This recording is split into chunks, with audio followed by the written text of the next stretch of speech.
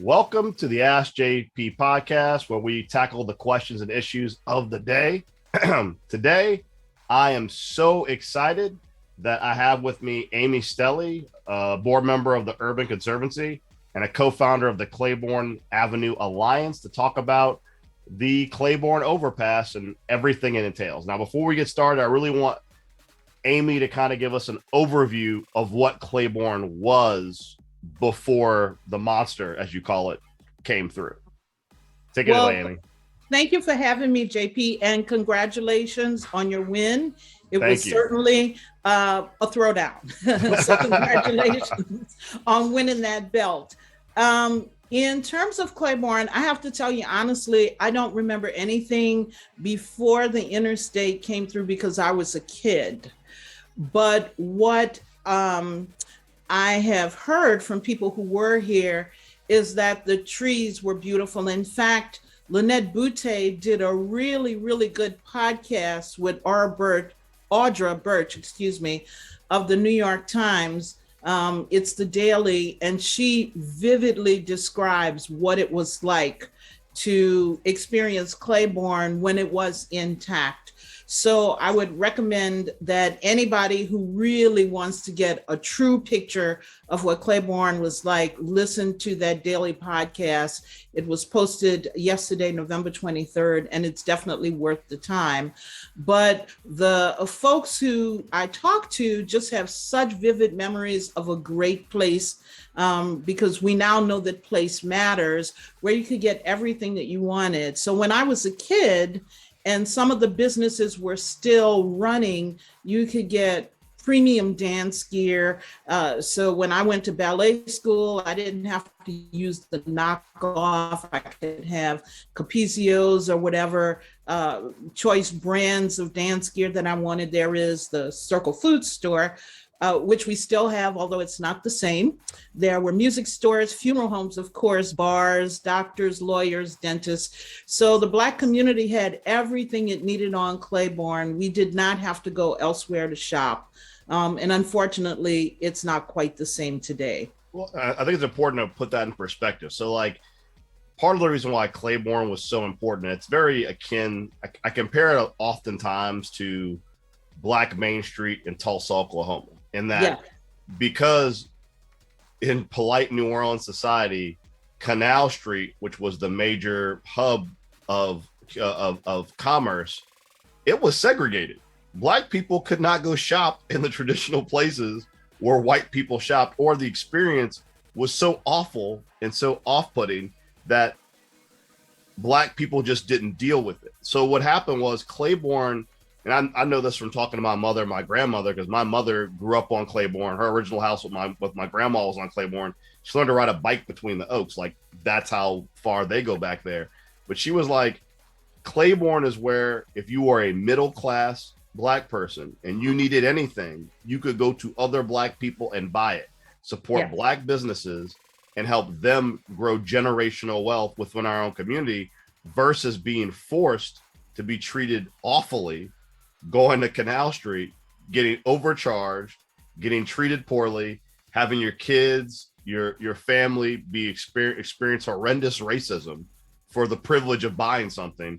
And that is part of why it thrived, because Black people could develop their own businesses to serve the Black community. But I mean, I think we know where we want to go, so let's try and get there. But I think an important thing, because you are a planner, and I think something that people need to understand is that when there was the federal highway expansion, there were two proposed expressways, one through the French Quarter and one through Treme. And I think it's important historically for you to kind of give a kind of your own perspective on why there isn't an expressway in the French Quarter and why there was an expressway on Claiborne. Yeah. Okay. So I'll go into the way back machine. So Claiborne was actually planned by the city in 1945. And the city had always intended to use Claiborne. It has a wide median. And in fact, there are drawings in the 1945 New Orleans item, I believe it is, where they actually tell folks this is the way to get from the suburbs to downtown. So they pitched the idea to the suburban white community that this was the best thing since sliced bread. In 1946, the city actually hired Robert Moses. And Robert Moses, surprisingly, because he has a real reputation as a racist, was against Claiborne and actually thought that it was a better idea to put the expressway in the French Quarter along the river, but the city didn't see it that way. Fast forward to the 1960s, after the money was put in place to actually build the interstate system, which came about in the 1950s, Claiborne starts going up, and then the French Quarter came a little bit after. So Claiborne was always the first piece of the puzzle. The French Quarter actually had the agency to fight it. So there were two young men, Bill Bora and Dick Bombach, who discovered the plan to put the interstate along the riverfront when they were young 20-somethings. They were having a drink in the Napoleon House and decided that they were going to fight this.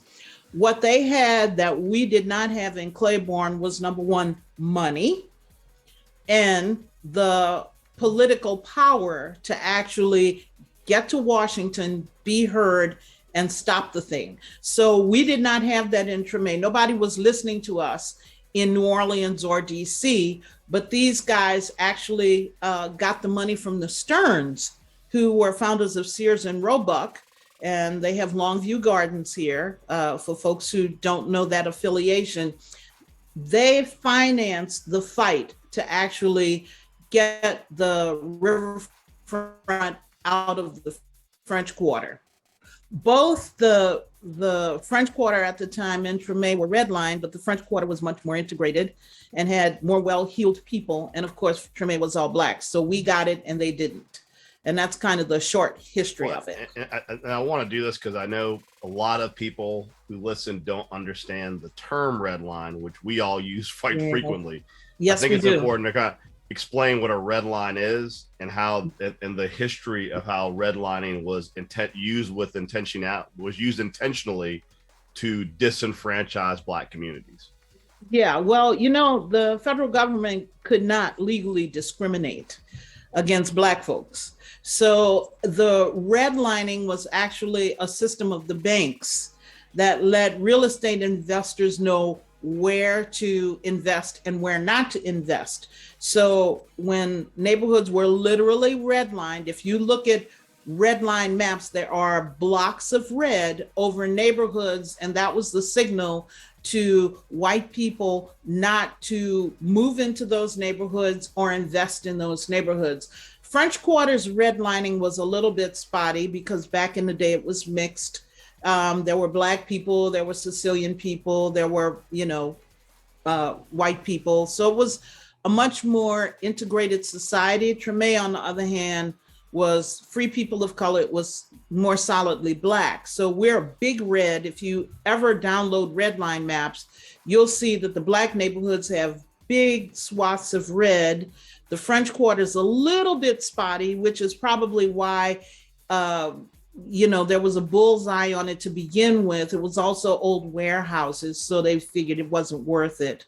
But Black space was actually worthless in the eyes of the development community and the banking community. So we got the big red blocks on us. If you look at interstates throughout the country, you'll see that they go through these blocks of red area, which are the Black communities. And in some cases, poor and brown communities. But Black people got it on the knuckles when it came to the interstate system because the discrimination, which was done through the banking system, was already there and in place. And our neighborhoods were considered blighted.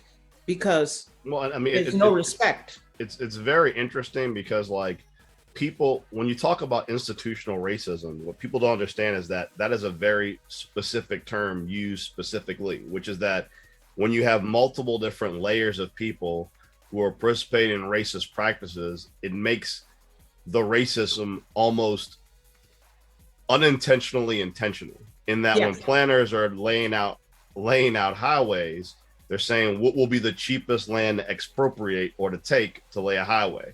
So if the bank's already redlined your neighborhood and said, this is a blighted neighborhood, no one lives here. Now, mind you, it's full of people, but from the bank's perspective, these are like empty, blighted houses. You know, no one lives there, no one cares. Then if you're a federal planner planning a highway, you're going, well, this is the straightest shot to the port. So, I mean, this makes sense. And it's like if there had ever been a disruption in the layers of institutional racism to that point, it might not have gotten that way, but it had become so normal and so commonplace that people who had never seen Treme, people who had never seen this vibrant neighborhood lined with oak trees, all they saw was a map saying, this is blight. This is some free blight, some cheap blight. You can go run a highway right down it. Right. Well, you know, the city had already declared that Treme was blighted, and that started with the municipal auditorium, which is why the fight about putting City Hall in the municipal auditorium is so important for the neighborhood to actually win, because the city has never really valued Treme. When you look at the eminent domain that was used to build the auditorium, which came up in 1930, then in 1945, the city says, okay, we're going to run a highway through it. And then in the 1960s, you get the highway. And then in the 1970s, you get Armstrong Park, which was taken by eminent domain. I mean, we've got to stop this century of racist planning that has put Treme right in the bullseye of destruction. So once the government sees you as blighted, your space is not valuable to them anymore. And this is what we've been living with for a century here. Well, I mean, Amy, to your point, I'm going to put us back on the rails because we're going off the rails, but right. I like where we're going with this, but it's like, that is part of the reason why when we were having the debate during the campaign over short-term rentals and the proliferation throughout Treme, and how when there was the overlay over the French Quarter preventing STRs because that is not an area that needs any help, and then they basically pushed them into Treme, there was this weird, bizarre logic that the Treme needed STRs to do redevelopment. The developers who did short-term rentals, they didn't buy unoccupied, blighted houses. They chased people out of their houses to rehab them into STRs. So it's like that whole mentality, that whole red line mentality of, oh, it's a black neighborhood, it needs redevelopment, residential in particular redevelopment.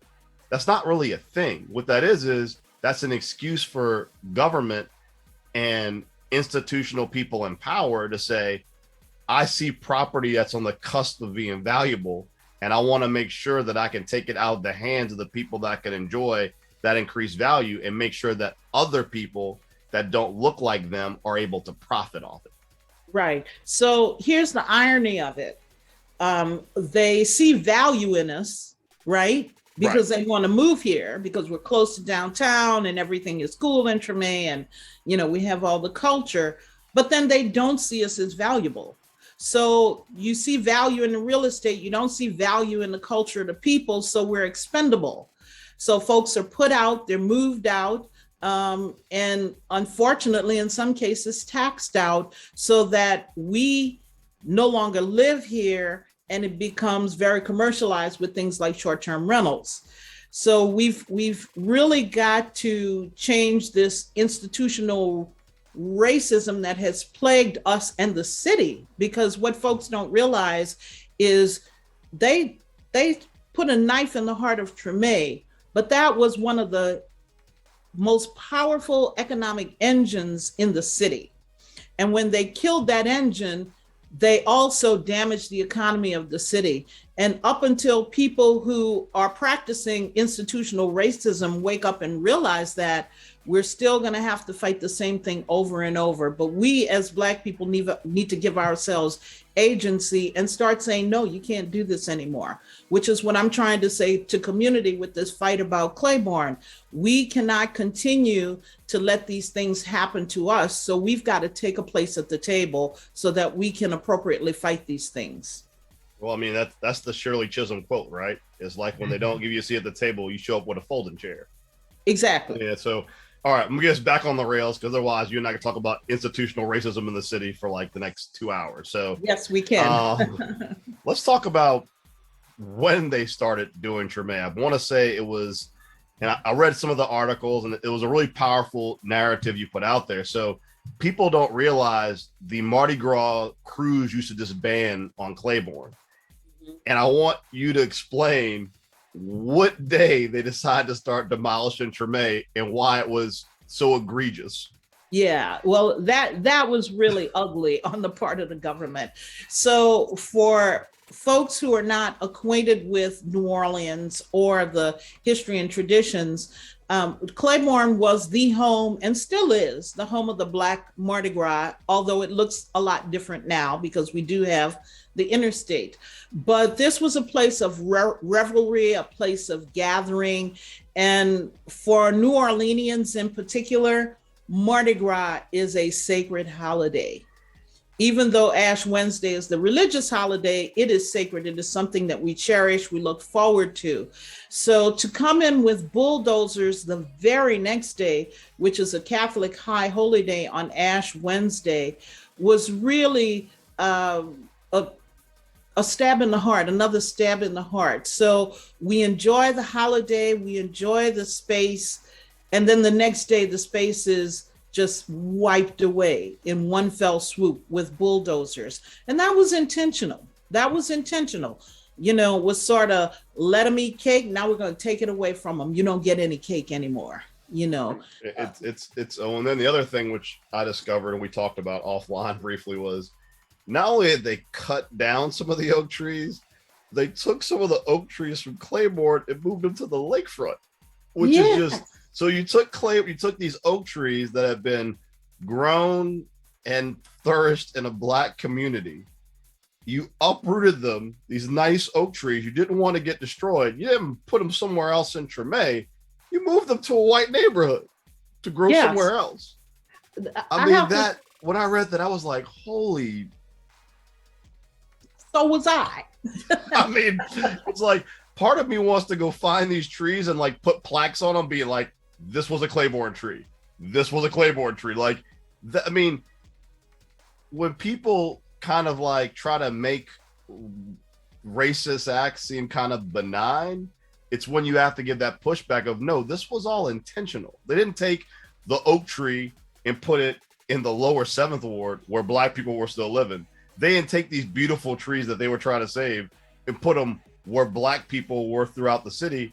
They literally transported something of value from a Black community and put in a white neighborhood.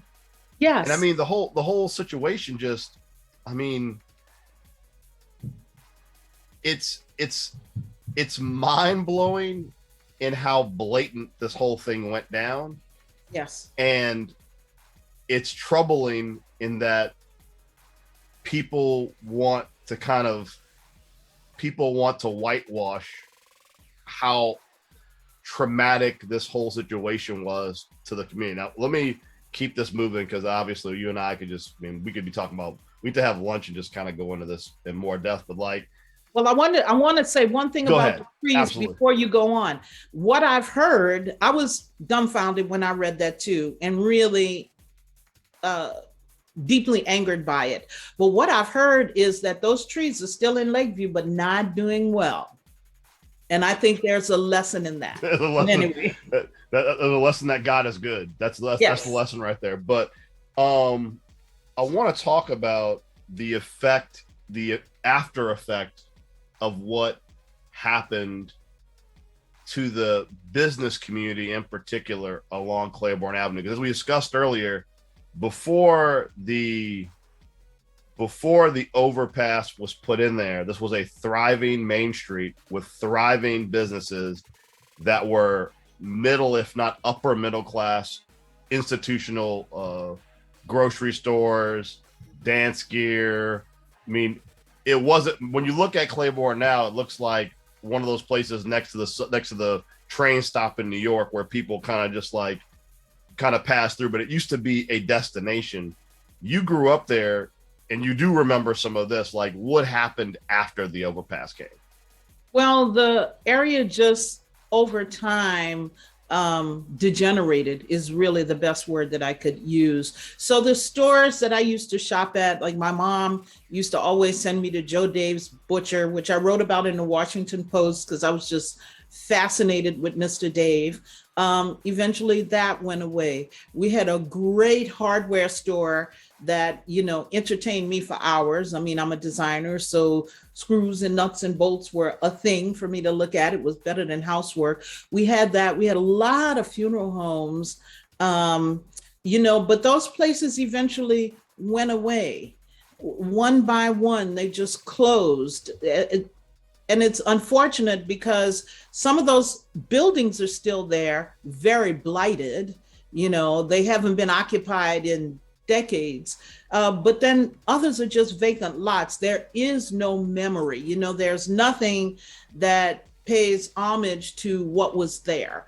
You know, so the buildings aren't even being repurposed as something else. In many cases, they're just either gone or left in a state of constant disrepair. So the area was vibrant even when I was little, because those buildings went away over time. You know, those businesses actually went away over time as the owners died. The families decided not to continue, or the businesses just couldn't hang on because the foot traffic was gone. So things just slowly but surely went away. So what you see now on Claiborne is nothing like what it used to be. It doesn't have the verve, and obviously doesn't have the beauty. Well, and I mean, it's interesting because I have to always explain to people because they go, well, I mean, what's the big deal with a funeral home? And I'm like, for Black people, funeral homes are a really big deal because our community celebrates the life of people. We don't, in other communities, when someone dies, it's a process of we have a funeral mass or a funeral service, we stick them in the ground. That's how other communities deal with death. In our community, it's really about a celebration of life. This is where relatives and friends and family come together to remember someone. And there's a reason why we have second lines for dead people. We sell. I mean, the one they just have a trombone shorty's mom's a great example. This is why our funeral homes were next to our main street, our tree-lined main street, because when we had these massive celebrations to celebrate people's lives, it was natural that you'd want it in the center of everything. And when you made those funeral homes no longer in the center of everything, it became harder for them to be successful. I mean, that was kind of naturally part of that deterioration. So even when I'm trying to explain to people what these institutions meant to our community, why you have funeral home families that run funeral homes, is because we have a very different relationship in the Black community with death and with funeral homes than people do. Other people go, well, you know, you go to church, they shake some water over the person, we go to the graveside, drop them in.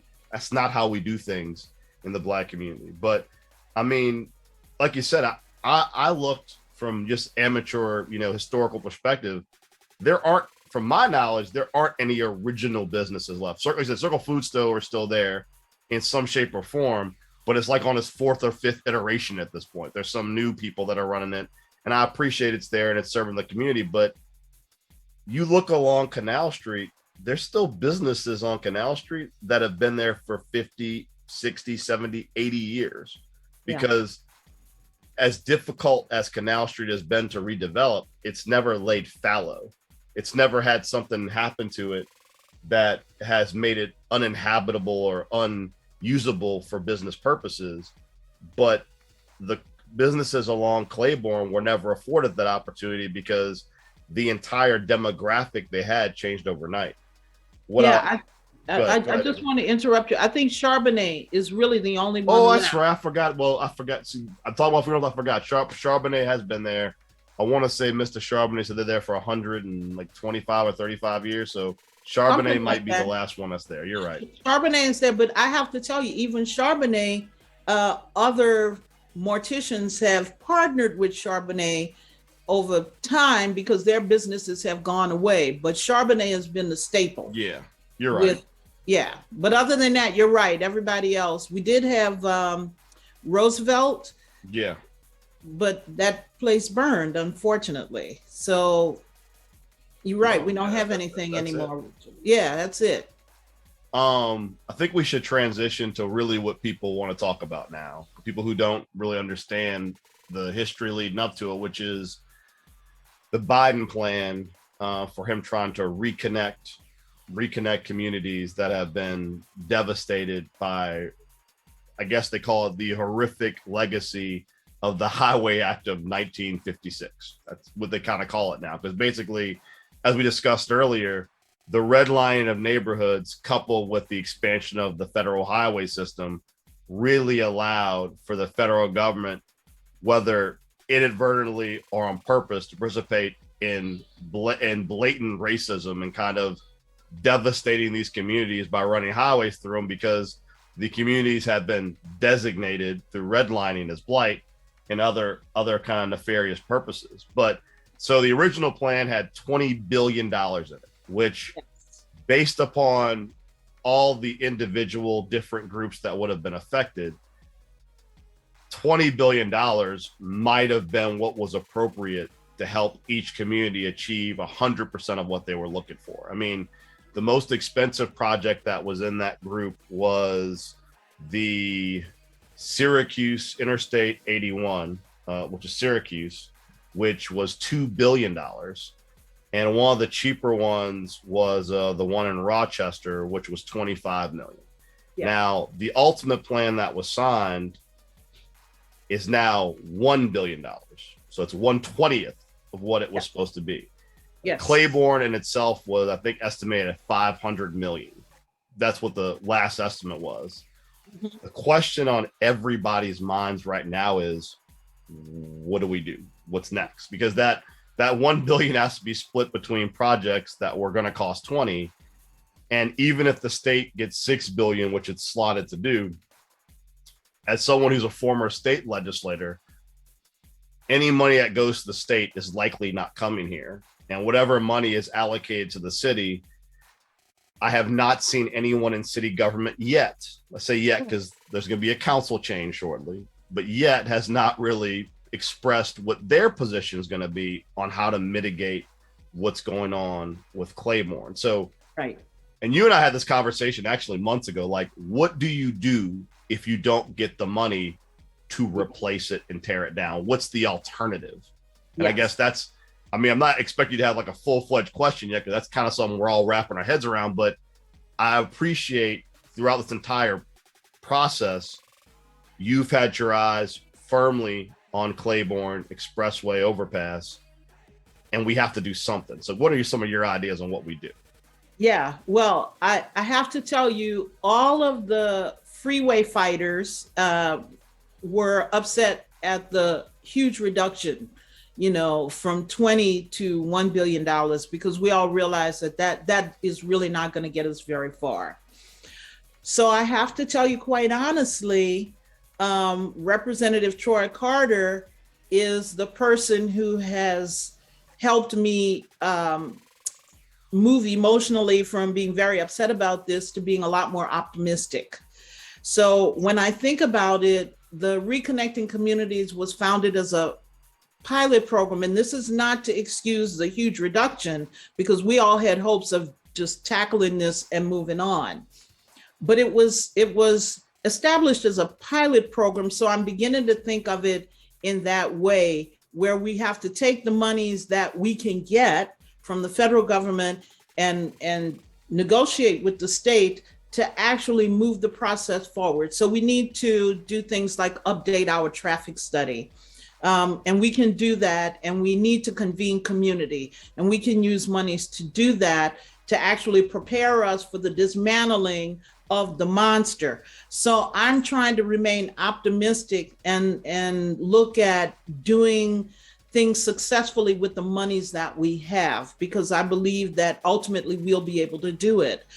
The other thing that gives me hope is that I'm hearing, and this is not confirmed, that Mr. Wilson, our Secretary of Transportation, is very much interested in executing the reconnection of the community.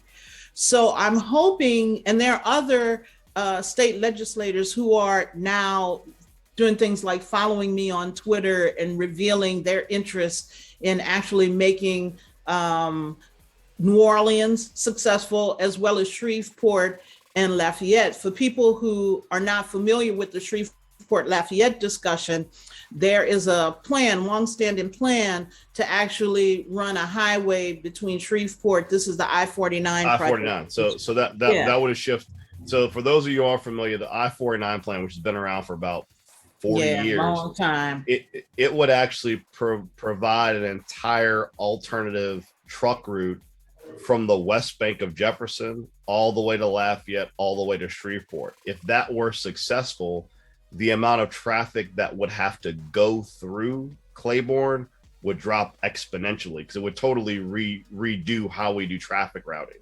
Because a lot of the traffic that, ironically, when you talk about traffic and how you're going to shuffle it, believe it or not, a lot of the traffic that comes from Port Fourchon and other parts run along Claiborne to get to the West Bank, to get to where it needs to go. There's a lot of different routes that crisscross. And if 49 ever happened, and I'm sure that with the $6 billion, they're going to prioritize it, it would so substantially change the traffic routes and substantially lower the dependence of commercial transport traffic off of that thoroughfare along Claiborne Overpass. You'd just be talking mostly about residential traffic at that point. And when you take commercial off the table, there's always the possibility with a traffic study you could show it's just not necessary. Because the reality is, as much as people think that if they're coming from Slidell, going along a street level highway is going to be exponentially slower than going along the highway, what I would tell everyone is, I have to cross the city every day, take my daughter to Lusher. And I can't name one time that I've ever used Google or Siri and they've said, get on the highway. The highway's a train wreck, generally speaking. So, I mean, when massive AI systems are redirecting you onto public streets because the highways simply don't function anymore, that tells you that maybe there might be some logic to the fact that, and also across the country, and you see, Amy, because you're a planner, just because you have a street level street does not mean it's not going to be efficient and still move traffic. Yeah. Well, with I-49, here's the Claiborne is the cautionary tale for the Black neighborhoods that they want to destroy with the I-49 project. Right. So what we have to do is come up with a solution that works for New Orleans, but also salvages those neighborhoods too. And there are ways to do it. When I look at the highway system, for instance, there are folks here who are saying, just fix it. Well, fixing it is not quite that easy. An interstate system is not an urban road type. It's a suburban road type. It needs space. New Orleans is confined. So you can't widen I-10 to actually get a proper shoulder, because if you've been on I-10, you know that if you get stuck up there with a flat tire, it's dicey trying to change it. And I know folks who have left their cars up there because they were afraid of getting killed trying to change a tire. So if we're going to improve the highway and make it safer and just leave it up for folks who are fearing gentrification, that is not an answer. What that means is that we will lose most of Treme, because now to widen it, you actually have to restructure it in a way to make it bigger. It's important to note that if you talk to anyone who's an engineer, the current overpass is past its shelf life. It's already it's falling apart. Yes. And the cost of refixing it is basically akin to removing it. If you want to repair the Claiborne Overpass, the cost to repair it so that it's safe. And what I tell people all the time is, they're like, well, they just shouldn't do anything. And I'm like, well, you could do nothing, and then eventually it will just collapse. That's what's going to happen. Like, you're gonna, and this happens, like it's been when you look at a lot of the projects that go back to the original 1956 federal expansion, these were meant to be built and appropriately maintained into forever.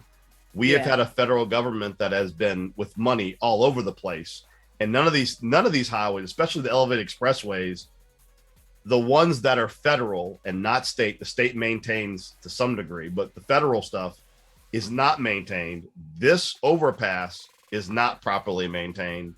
No. And there is a sense of urgency one way or the other, because if we do nothing, it will ultimately come down just with people on it. I mean, that's kind of what that's kind of what's, I mean, so there has to be a difficult conversation, because I mean, I do appreciate that y'all are going to work on updating the plan. I think that's important, but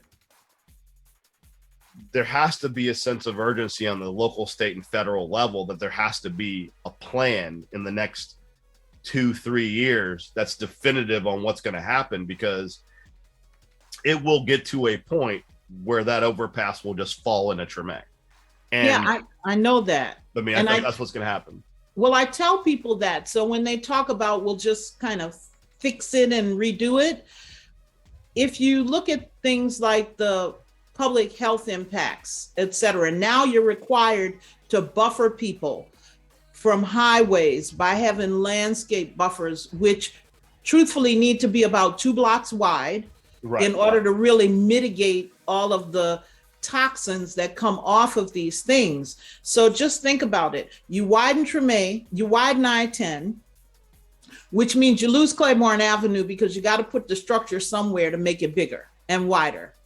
And then on either side, you lose 2 blocks. So that means that the I-10 corridor would not only be Claiborne Avenue, the actual highway corridor would go from Villery Street, right at Armstrong Park, because we need that 2 block public health buffer, to Roman Street. So I would lose my house.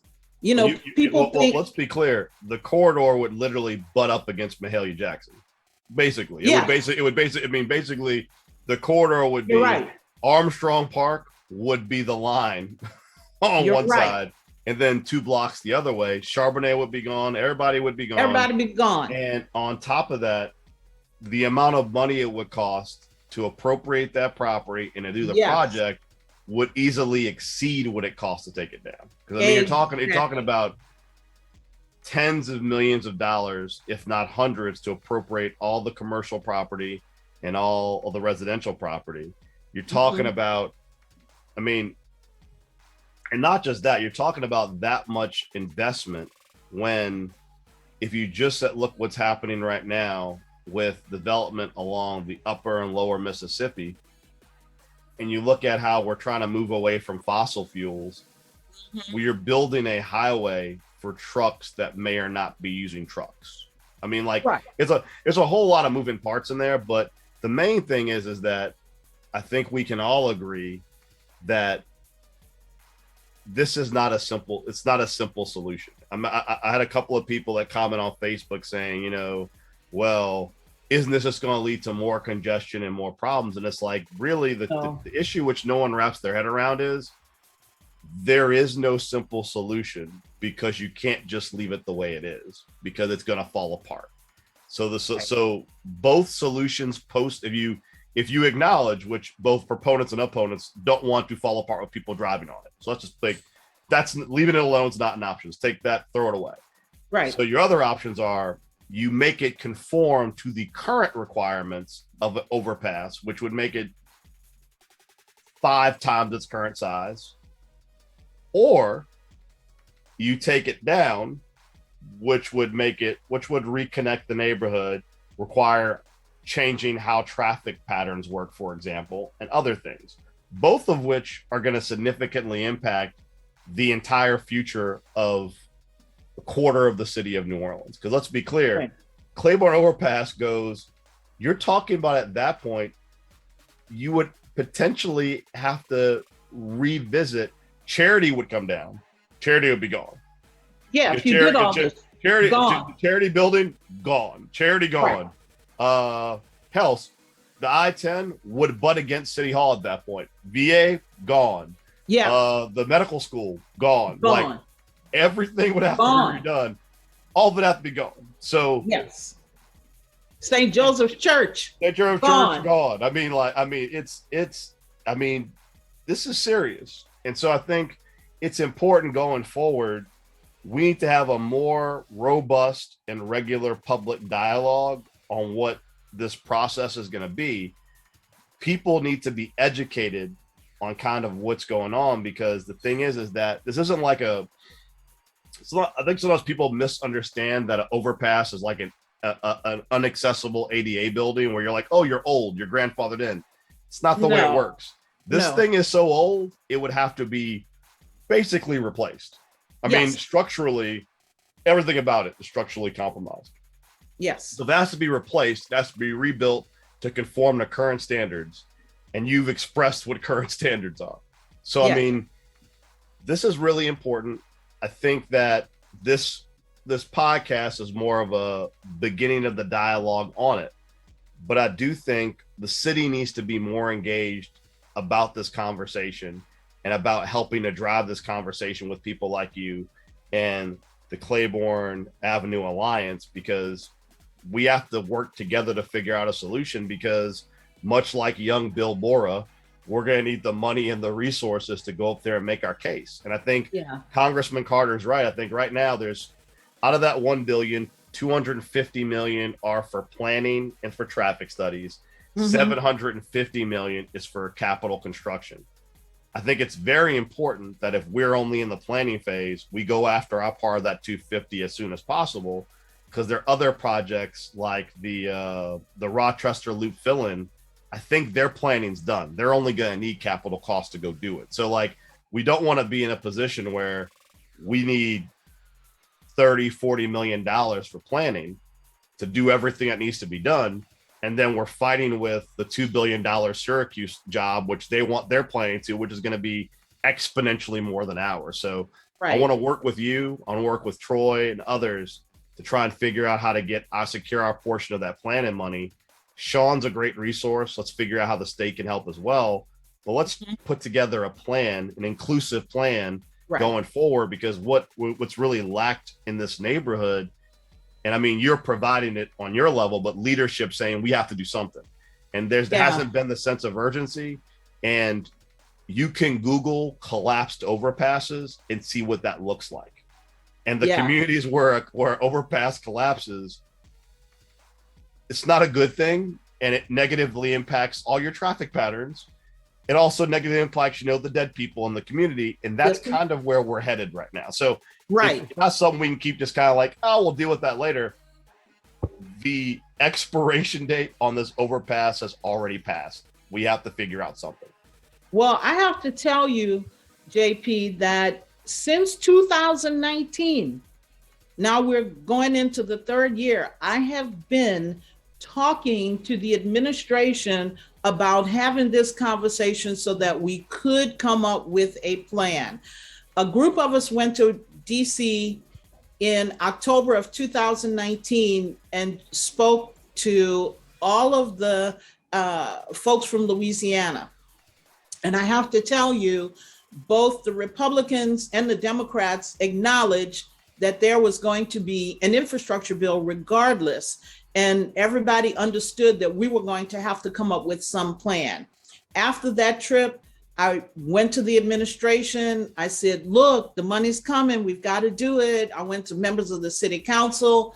A lot of stuff fell on deaf ears. And here we are 2 years later with the monies now. And no plan. And no plan. And I have to tell you, it has been really difficult for me to be tactful about this when I'm talking about the city of New Orleans. And even after getting a huge mention from the president, we are still silent. And when I speak to the national media and they ask me, I have to be truthful about it. We're not having the conversation. So I applaud you, because we do need to have the conversation.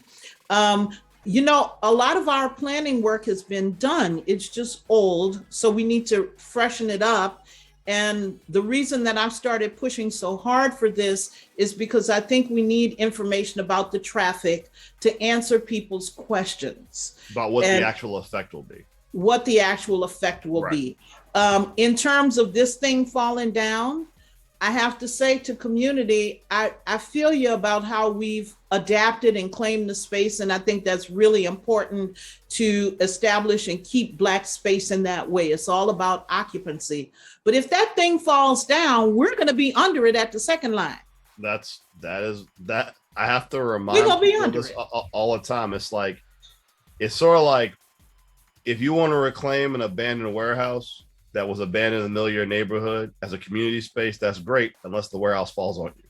Yes. That's the difference. And I think part of the conversation we have to have, generally speaking, about this, and I'm happy to work with you to lead it, is the city can't abandon its own responsibility when it comes to Claiborne. And right now it seems like there's a fixation on doing things like municipal auditorium, doing things to Treme without, which do not have the same level of urgency. Let's be clear, moving City Hall, whether we move it or don't move it, no one's going to die.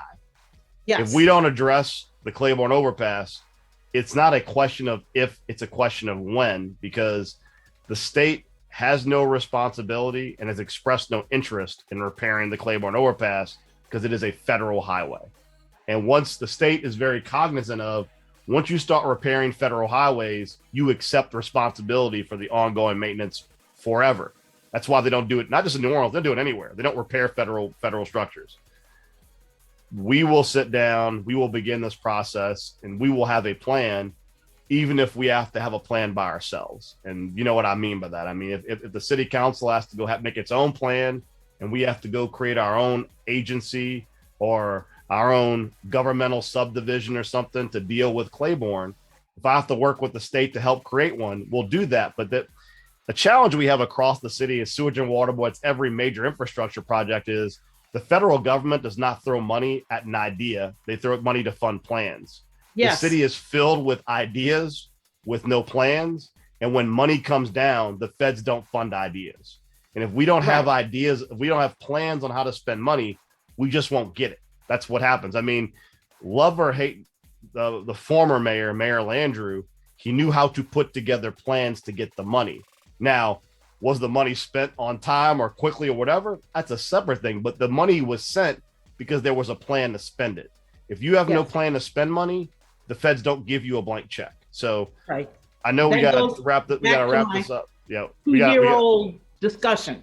Right. We got to wrap this up because we're running on an hour. But I really appreciate you coming on, Amy. This has been such a great conversation. I think the people who watch this have learned a lot. I've learned a lot. I think that it's a great kind of overview on how the Claiborne situation came to be, kind of how we got here, and an idea of where we're going. We're not sure where we're going yet, but we're working towards getting there. Well, I have to tell you that I have a vision, but it needs to be our vision. People have asked me for my vision, and I've been reluctant to give it because I think it has to be a community vision.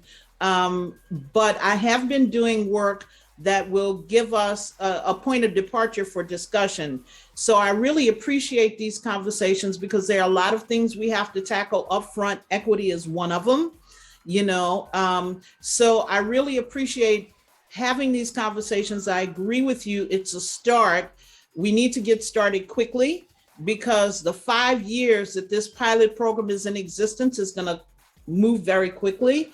The good news is that we'll be able to layer funds to actually move toward the reconstruction of the boulevard. So, but we do have to have a plan so that we can finish the planning and actually look at applying for the capital grants, because ultimately that's what we need. Right. So I appreciate it. And this conversation is important. I trust that the new council and the administration will wrap their brains around how important this is, because we cannot think about it when there's a tragedy. It's too late at that point. Too late. It's too late. And the last thing, I will invite people who are skeptical about whether or not this thing needs to be rebuilt to walk under the interstate and look up. You'll begin to see rust spots from where the steel is beginning to expose itself because the concrete is eroding away. If you are ever on Dumaine Street around the Orleans Avenue ramp, look up. The bolts are starting to work their way out of the plates. That's serious. That's like the screws coming out of your picnic table. You know, first it's one screw, and then the whole thing is shaky and rattly, and you can't do anything with it because the screws are all stripped. So we don't want to be in a position where you're driving on the thing and you feel a little bit of quaking under you because it's not what it should be. So I applaud you for having the courage to actually bring this up, and I look forward to working with you and having continued conversations, because the time for us to do this is now. So thank you so much. Thank you, Amy. And this ends this episode of Ask JP. I'm sure Amy and I will have future conversations about, Amy and I could have more lengthy conversations about gentrification in the city of New Orleans, but that'll be a separate episode. But thank you, Amy. Thank you so much, everybody, for watching, and look forward to sharing the next one with you. Thank you so much. I appreciate it.